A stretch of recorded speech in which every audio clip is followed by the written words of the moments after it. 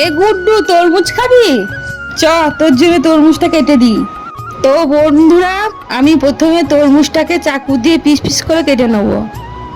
কি সুন্দর লাল তরমুজ, দেখো লাল তরমুজ খেতে খুব সুন্দর লাগে।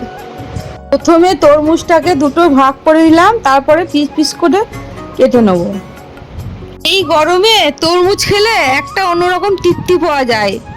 গুড্ডুর বাবা তরমুজ খেতে খুব ভালোবাসে, একাই 2-3টে তরমুজ খেয়ে নেয়।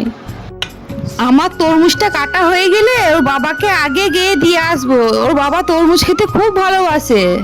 তরমুজটা মোটামুটি 2.5 কিলো ওজনে, তাই অনেকগুলো পিস হচ্ছে। আমরা বড় বড় পিস করে নেবো আমাদের জন্যে। ওর বাবার জন্যে পনির পিস খেতে ভালোবাসে, তাই ওর বাবার জন্যে ছোট ছোট পিস করে নিলাম। আমাদের তরমুজটা পনির পিস করে কাটা হয়ে গেছে, এর উপরে একটু জল যেটা ছিটিয়ে দিই। ও বাবা, গুড্ডু তো আগেই খেয়ে নিচ্ছে, ওর বাবাকে আগে দেবো ভেবেছিলাম। এরপর আমি গুড্ডুর বাবাকে তরমুজটা আগে গিয়ে দিয়ে আসি, দেখি ওর বাবার কেমন খেতে লাগে।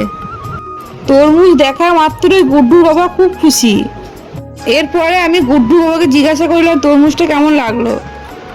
গুড্ডুর বাবা বললো তরমুজটা খুব মিষ্টি আছে। গুড্ডুর বাবা আমাকে একটু তরমুজটা খাইয়ে দিল। ওর হাতে খেতে আমি খুব ভালোবাসি।